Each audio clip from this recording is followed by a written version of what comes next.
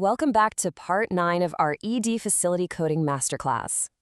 Today, we're putting on our detective hats and cracking open some real-world patient charts to track down the exact codes. We've spent the last 8 sessions going over all the rules, the matrices, the definitions, so now let's put that theory into practice. We're heading right to the front lines of the emergency department to see how these coding principles actually apply to real medical records. Here is today's case docket. We'll start by reviewing our detective method, and then we're going to tackle 4 specific cases, covering critical care, procedural overlap, and stepping down to a moderate ED visit. Let's get into it. Section 1. The detective's approach to decoding the chart. I really want you to think of yourself as a clinical detective here. The medical record, that's your raw evidence, and the coding guidelines, that's the law. Every single time we look at a chart, we follow 3 simple steps. First, we read the chart to pull out the hard clinical evidence. Second, we hunt for the highest tier intervention. And third, we assign the correct facility code and its matching APC. Let's see this in action. Case 1. Grand mal seizure. So EMS brings in a 68-year-old guy who's suffering from recurring grand mal convulsions. When we read through the nursing flow sheet, we extract the facts. His blood pressure is sitting at a sky-high 240/140. He's given Ativan IV, a Dilantin IV drip, and a sodium nitroprusside drip. And on top of that, a CT scan shows a small acute intracerebral hemorrhage. That's a lot going on. But here is the most important clue in our entire file. The documentation explicitly calls out exactly 45 minutes of active critical care time before they transferred him out. That specific number is exactly what we need. So, the big question we have to ask is, what code do we actually assign for this intense level of intervention? Does this evidence satisfy the critical care threshold for the hospital facility?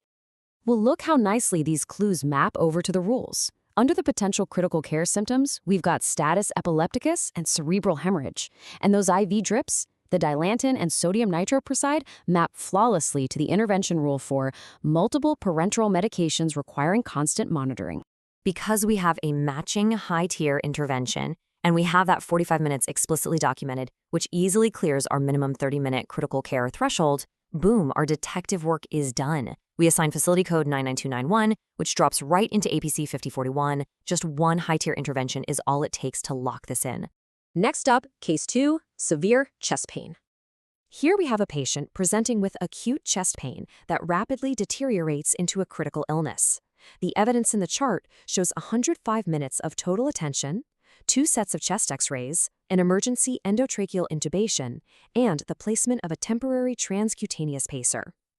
This case is a fantastic test of how well you understand the strict split between what the hospital bills on the facility side and what the physician bills on the professional side. They are definitely not the same, and if you mix them up, you are looking at denied claims or improper payments. When we look at them side by side, you can spot the differences right away. On the left, the facility bills 99291 with a 25 modifier for the critical care, 31500 for that emergency intubation, and 92953 for the temporary transcutaneous pacing. Now look at the right. The physician bills 99291 with a 25 modifier, an add-on critical care code 99292 for the extra time, and the 31500 for intubation. You might be wondering, why does the facility side just drop that add-on time code 99292? Well, that's because under hospital OPPS rules, that extra time is packaged. It's not separately billable. The physician, on the other hand, bills for the time, but they can't bill the 92953 pacing code because temporary pacing is bundled right into a physician's critical care code. Make sense? All right, let's step down a bit to case 3, pelvic pain. We have a 48-year-old female presenting with severe pelvic pain. Now, digging into her chart, 2 very specific lines in the nursing notes jump right out. First, transport to radiology, monitored with a cardiac monitor. And second, the nurse provides discharge instructions, which are complex. Overall, this chart is honestly packed with interventions. The patient gets a stool hemocolt test, a urine dipstick, a saline lock insertion, and a blood draw for labs. The nurse puts in a Foley catheter. The physician does a pelvic exam with the nurse chaperoning.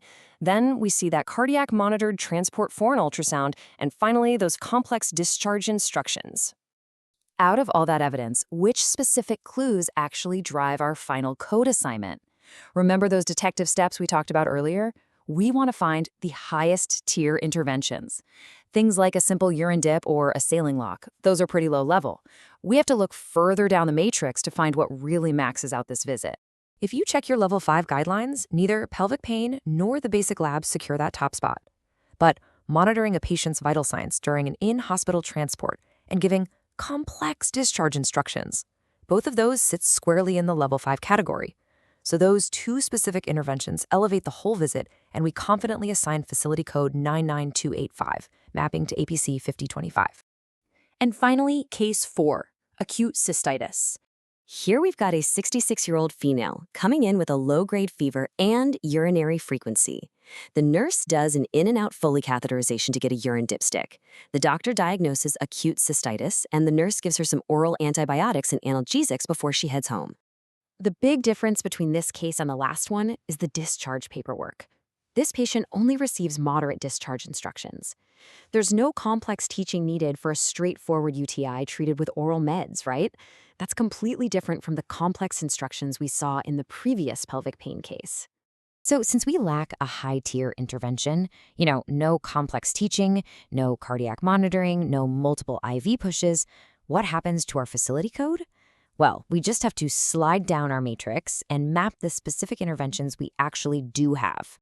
The evidence points perfectly to a level 3 visit.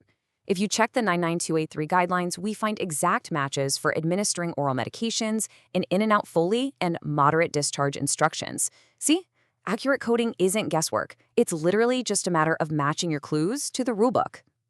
As you review your own charts this week, I want you to ask yourself, are you just reading the notes, or are you truly investigating the evidence?